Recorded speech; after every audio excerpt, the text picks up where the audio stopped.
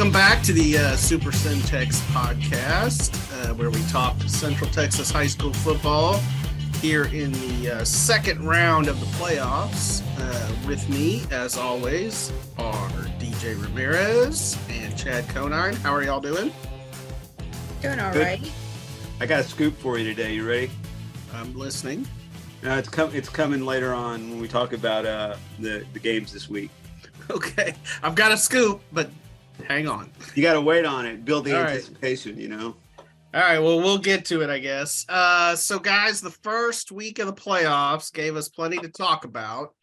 So before we break down the area round matchups, let's go back to the by-district round a little bit and review some of the most compelling developments of that round.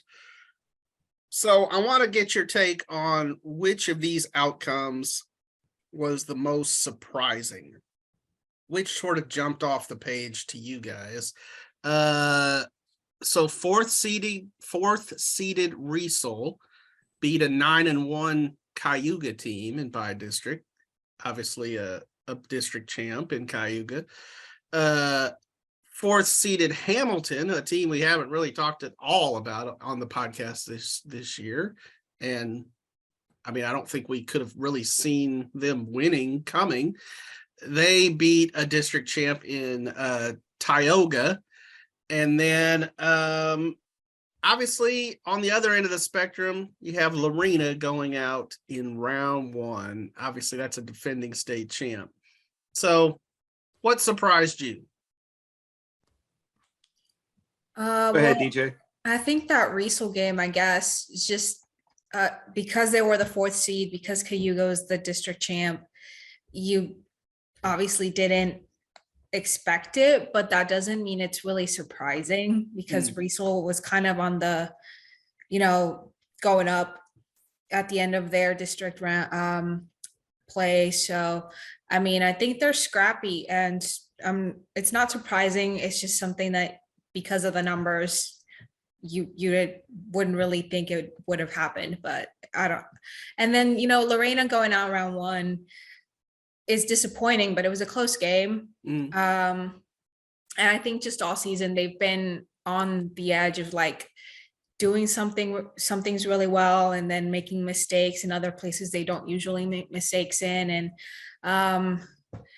but I mean, it's good for their basketball team. Now they got all their guys on the court. So yeah. Yeah, Matt Jackson, he would never say hey, I want the football team to lose. Obviously, last year he always said, hey, we want those guys to go as far as they can. That said, as you said, he's certainly going to benefit from having some of those guys around. Chad, what do you say? Yeah, I mean, I agree with DJ on the Cayuga Riesel result, mostly because, I mean, Cayuga had only given up 12 points. Even going back 19 points since the beginning of October. And, had been pounding some pretty good teams, beat Italy 28-0.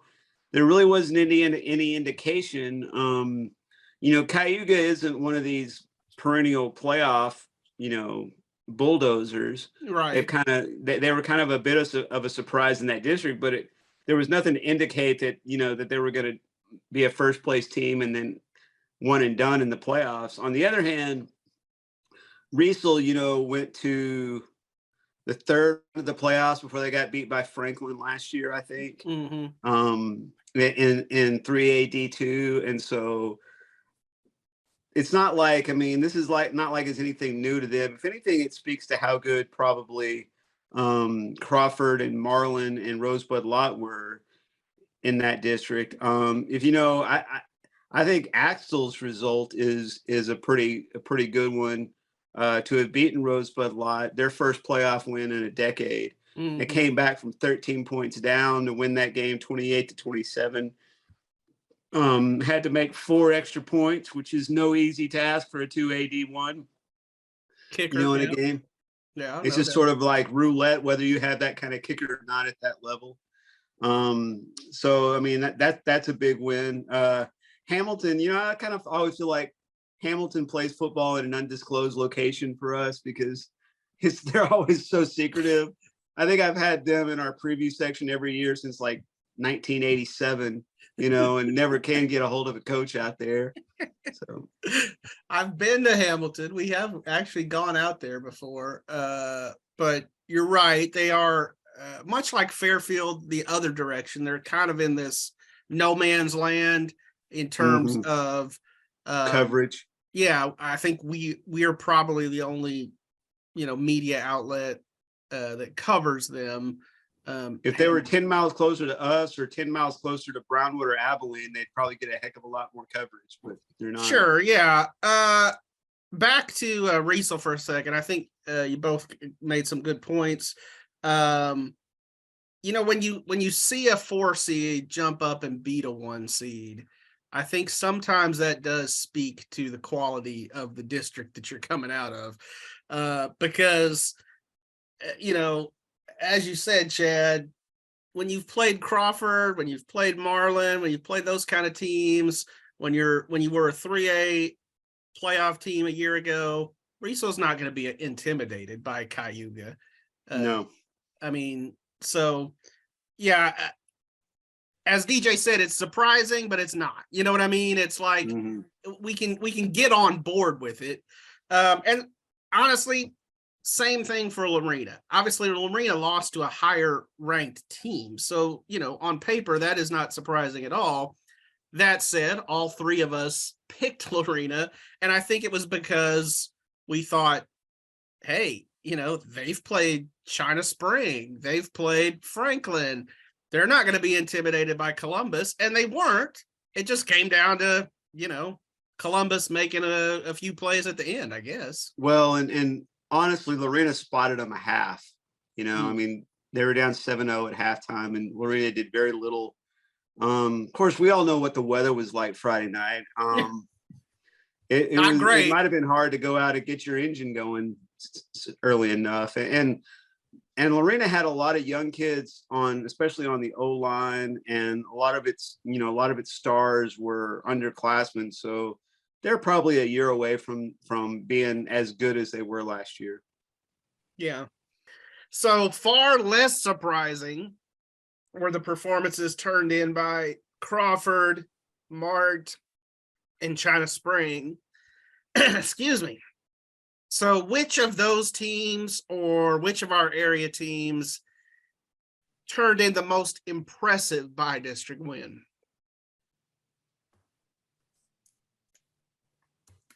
Go ahead, DJ. Oh, gosh. I always kind of like Crawford just because they always take care of business. I think you kind of at this point expect China Spring to be good. I think we're getting to the point of the season where games are going to get tougher for them. And I mean, Mart is Mart. Yeah. Yeah. I don't know. I was out at the Marlin game against Rio Vista and West, and that was a little bit, I felt like lackluster. Like it wasn't exciting, but it was a little sloppy, especially at the beginning. I thought Rio Vista put up a really good fight defensively, despite, not being able to get it going on offense. And Marlin just was not kicking the ball. They refused to kick the ball. And I think it started out because like one of their very first punts was like a pooch kick. Like it rolled maybe 3 yards and basically gave Rio Vista their only score of the game.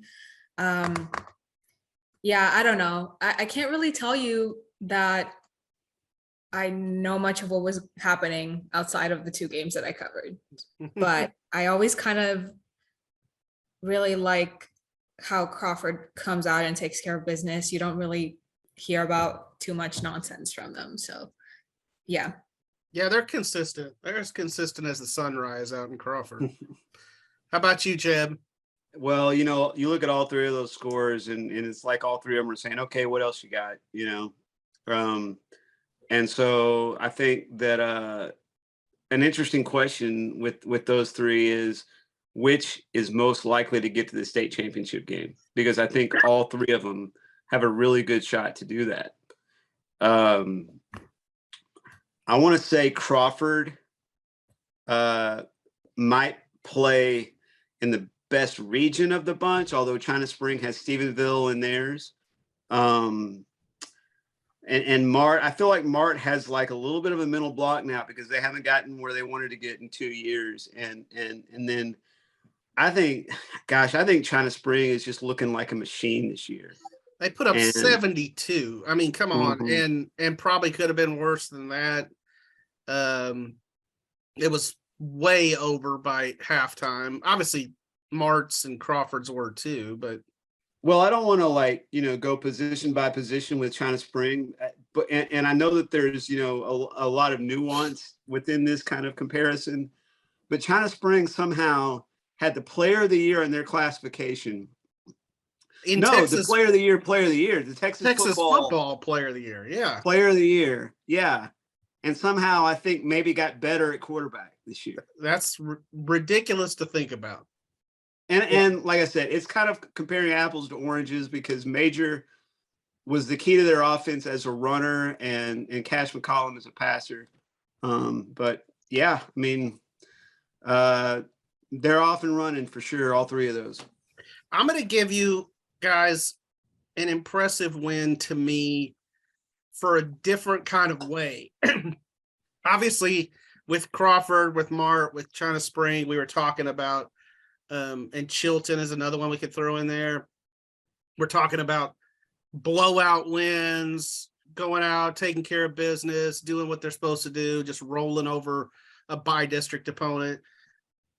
But West kind of found itself in a little bit of a dogfight against Mexia, a Mexia team that we talked a lot about this year, who challenged itself in non-district play against some really good 4A teams, including Conley, and did they play China Spring too? Yeah. I think. Mm-hmm.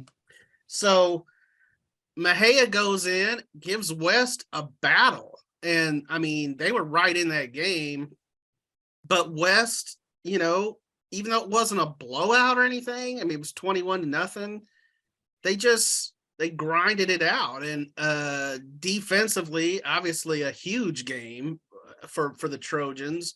So to me, those are the kind of games, even though it wasn't like a lopsided game, I think you can take a lot out of those. And when you find yourself in the next close game down the road, you draw from that a little bit. So I don't know. I like that win for West. Yeah, I think West has probably had one of the most gritty defenses out of 3A for sure. And just like this season, their defense can do almost anything. And I think that's one of the things that impresses me most about that team is they're very solid in that part, and that allows their offense to go do whatever they need to do, even if they're not the most, putting up numbers, putting up, big scores, but they can put up big scores, as we saw with that May-Pearl game and how they played against Grandview as well. But, I'm not really surprised that they were able to make it out of that Mexia game. I'm actually more impressed by Mexia because Mexia was able to put up, do what they were able to do. Yeah. Yeah, we know the cliches about defense, but besides defense wins championships, defense travels is one you hear a lot. And in the playoffs, man, if your defense is consistent, as DJ said, that can get you through a game where your offense is maybe not clicking on all cylinders. So no doubt. Let's talk about University. So the Trojans not only went into the playoffs last week, but they picked up a big win over Austin McCallum on the road, no less. That was a true road game as Austin McCallum was playing at home. So obviously the Trojans have shown some really big play capability, a lot of explosiveness throughout this season.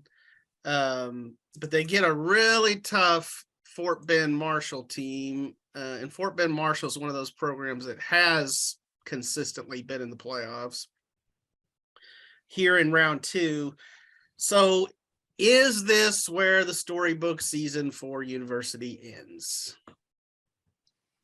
Go ahead, DJ. Oof.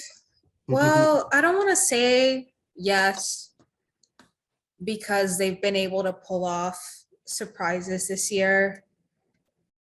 But that doesn't mean it's going to be, easy. I don't know.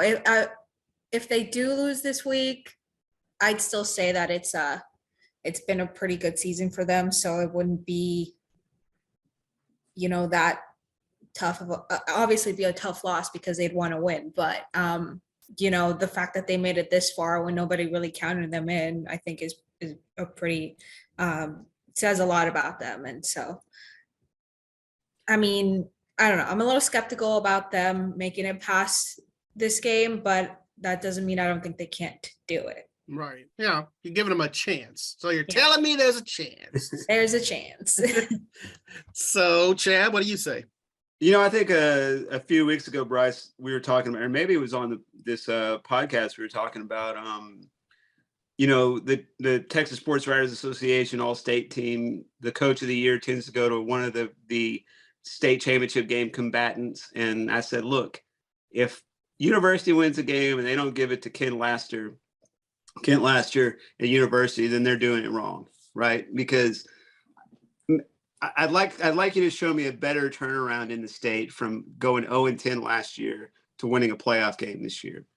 And that's not even counting the fact that, I think 4 of their losses were by a combined 6 points or something like that. Yeah. Now, having said that, you watch University against Belton 2 weeks ago, and it's very apparent to me where they take the next step, because they're still not playing a super clean game in a lot of ways. And it's just sort of that, they were playing for a district championship and they were close to winning that district championship, but you can see where they didn't win that. I mean, they didn't win that game because there's just too much that's still a little bit ragged. Now, if they can tighten that up, they get back to being the University of the 90s, I feel like. Yeah. And go ahead. Yeah. And I don't know. I mean, I'm not making any recruiting accusations or anything like that, but inside info, look for them to maybe get an interesting transfer to here this before next school year starts, I think. Okay. So you're saying that is your scoop? Well, no, that's not my scoop. Because I don't know anything for certain, but I mean, they got a guy like Najee Drake's making plays for him this year, right? And I just feel like University's in a good spot where guys could come over there without it getting flagged by places, Now, and maybe I'm going off the rails a little bit here, but I think it might. I mean, but they're an up and coming program, No, I mean, they can't get in trouble for anything I say, So why not say it?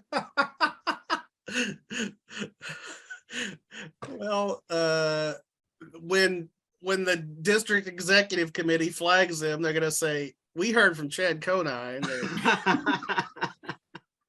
And in response, we can say Chad Conine is not technically working for us. I'm not affiliated with University High School. We don't claim Chad. Right. Okay. So, but you want to hear what my scoop is, though?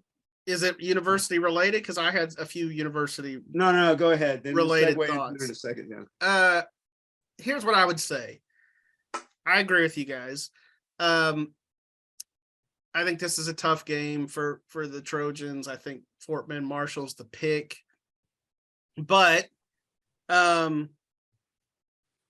one, making the playoffs, that was the biggest thing for University this year.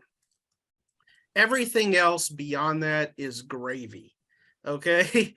The fact that they got to play for a district championship, even though they didn't win it, the fact that they have now won a playoff game, these are all things you can build on. for next year. And you have a lot of guys still coming back. Got quarterback coming back. You got London Smith coming back. Obviously, Makai Sandoff will be gone. But so, yeah, as Chad said, there's things they still have to improve upon. But, you know, to go into the offseason with that kind of momentum of like, oh, dude, you know, we went toe to toe with a 10-1 Fort Bend Marshall team, and here's where we messed up, and here's where we got to get better. And I'm sure they're not taking the attitude of everything is gravy, but I mean, if you're a university, obviously it's all gravy right now, you know, because you haven't made the playoffs in 13 years, so you're betting with house money is basically what you're doing. You are above the fold. So what is your scoop there, Chad? Okay, so looking at the other games we got this week, and I'll introduce some of those, Bryce, if you don't mind. Sure. Two from the same district. We already talked a little bit about Marlin and Crawford. I'm really excited about the two games I'm covering this week. In fact, I think I even texted you Saturday, Bryce, like, give me these two games, right? And that's Marlin versus Toller on Thursday night in Crowley. By the time this podcast makes it to the web, it might be just hours away, right? Sure. And then on Friday night, Crawford versus Coleman in Weatherford. And that's a state rank matchup, as Coleman is at number 10 in the state rankings. They finished second to Toller in that district. So those two districts are going up against each other. So I'm doing research this morning for my preview capsule that'll run in Thursday's paper, and I talked to Ruben Torres, and I look at Toller's stats and everything. And then my mom had knee replacement surgery last week, and so she's doing rehab this week. So she texted me and she said my PT's son is the quarterback at Toller, and she gave me his name, and of course I'd seen his name. I think I put the running backs. I think their running back is their big star on offense, the sophomore kid named Peyton Brown. Anyway, here's the big scoop. The big scoop is, according to the quarterback's dad, and I haven't, or maybe it's his mom. She just said her son. It's like with that Riddle, you know. Yes, on this Dr. Riddle. Yeah. So anyway, according to that person, Toller thinks they're going to win. Okay. What? Doesn't every team? It's not a scoop at all, right? I mean, doesn't every team think they're going to win? Exactly. Well, they feel good about their chances to win. So that's the big scoop. Well, we'll see if Marlin can do a little rattlesnake roundup there. But that does lead me to my question. You answered it a little bit, Chad. But I'll pose it to DJ here, and you can chime in as well. Just out of these second round games, which do you guys think kind of jump out as the most exciting, the most enticing matchups? Well, I'm gonna to Forney to do West versus Mount Vernon, which I feel is going to be a pretty good game. I mean, Mount Vernon's 9-2, West is 10-1. That seems like it'll be pretty exciting. Whitney versus Pottsboro is also pretty interesting, at least to me. When I saw Whitney play last week, I thought they were really good, especially against Teague, who had, was also kind of coming off with a little bit of momentum in their district. And I think they just, had some mistakes that they need to clean up. A lot of, small things that they usually executed on. But I thought Whitney did pretty well. So that game is pretty interesting as well. I guess Axtell and Hamilton, which we were talking about earlier, seems like a good matchup, especially Axtell coming off the momentum of beating Rosebud Lot. And yeah, no, I like those. And let me just chime in on West Mount Vernon. So it feels like this is about 4 years in a row where West and Mount Vernon have met in the playoffs. Maybe that's exaggeration. At least 3. It might be 3. I was about to say it feels like exaggeration on my part, but at least 3. It's been at least 3. I know that. And it dates back to when Art Briles was coaching Mount Vernon for that little stretch there. And it seemed like for a little while Mount Vernon had West's number. Now, did West turn the tables last year, Chad? Do you remember? I believe that's right. I believe they did. I've got it at my fingertips. If you'll just vamp for a minute, that's fine. So I agree. I think it's a familiar playoff matchup. These teams seem to go at it each year. So I like that one. I agree with you on Axtell Hamilton. Here are whoever wins the Axtell Hamilton game, that's a team that we would not have expected to see in the 3rd round of the playoffs at the start of the year. As Chad said, Axtell making its it was their first playoff trip since 2019, but first playoff win in a decade. Since 2012. Yeah. So big time stuff for the Longhorns. And, Coach Craig Horn, first year head coach there at Axtell. What were you going to say, Chad? Mount Vernon got them last year too, 24-13 in the regional final. Yes, because we were hoping to see a Lorena West state championship game, remember? Right. And Mount Vernon ended that dream for us. So I'm sure that West would like nothing more than to get a little payback on the Mount Vernonites. Yeah, and I think it's there for the taking for him this time around. But the interesting thing, and I think Axtell will beat Hamilton. And then as payoff for that, they get the Toller Marlin winner. So that's when the mountain really gets steep for Axtell. And whoever, Hamilton, same way. Hamilton, I believe, finished either 3rd or 4th. Was that a 4th place over first place win? For Hamilton, yes. Yeah. Hamilton over Tioga, or yeah, however you say that. So what that means so Axtell finished 2nd in their district. So that's a 2nd-4th matchup. Yeah. In that game. But it would be great. It would be a lot of fun to see Axtell Marlin next week. It would. I'm sure that would be somewhere like Waco ISD or Midway or something like that. So that would be great for us. Yeah. Yeah, those are some good ones. I will also just throw in real quickly one of the 2 in the entire state undefeated versus undefeated matchups this week is Abbott and Union Hill in the 6-man playoffs, 1A Division I. That should be a lot of fun. I always like it when you start getting 11-0 versus 11-0. Those are great games. And then one other 6-man game I will mention. I don't know if Live Oak will win this week. Live Oak's another team we haven't really talked a lot about on the podcast this year. They're not having a vintage Live Oak season. They've obviously got a lot of TAPS 6-man, state championships under their belt. I say TAPS. They also won some in TCAF or whatever before they went into TAPS. But Bryce Helton and that Live Oak team, they know how to win in the playoffs. And even though they're going up against an 11-0, I think, what is it, Pasadena First Baptist or something like that. Even though that team is undefeated, I would never count Live Oak out.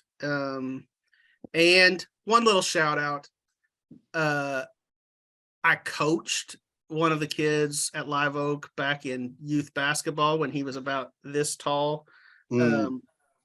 Aubrey Sharp, he's one of the best 6-man players in our area, having a great year. He's got a bunch of receiving yards, a bunch of rushing yards, interceptions. He's probably Live Oak's best player. And several of those Live Oak players were with me on Sunday as my church hosts this annual flag football tournament for the youth group at McLean Stadium. We've been doing it for like 30 something years. The Turkey Bowl. and Aubrey and some of the other Live Oak players were out there. And all I was thinking was, man, I hope none of these kids get hurt. they've got a real game next weekend, but fortunately none of them did get hurt. So that's good. But anyway, good play, stuff. man. So Yep. what were you going to say, Chad? I just said players going to go play no matter what, Yeah. Like, how many of our area kids do you think are like out playing pickup basketball on the weekends? I bet there's some for sure. Probably make those coaches cringe out there, Yeah. As long as they don't like have a 4-wheeler accident or anything like that, that would be we're really off the rails now. Chad, you mentioned you will be tell me the games again. Toller versus Marlin on Thursday in Crowley, and Crawford versus Coleman on Friday in Weatherford. And DJ, if the Blum Lady Cats win today in volleyball, we'll be covering a little volleyball tomorrow. But Friday night, you will be at Forney, covering West versus Mount Vernon. Yeah, And then should I'm be getting good. on a plane the next morning. Yeah. Thanksgiving coming up. So Every time you say Crowley, I always get it confused with Crowley, Louisiana, and I forget that I'm not in Crowley, Louisiana anymore. Don't drive to Crowley, Louisiana. That would be a little off the beaten path. So no, that'd be like a 7-hour drive. So yeah. All right. Well, y'all enjoy the games. Thanks for hopping on with us. Sweet. See ya.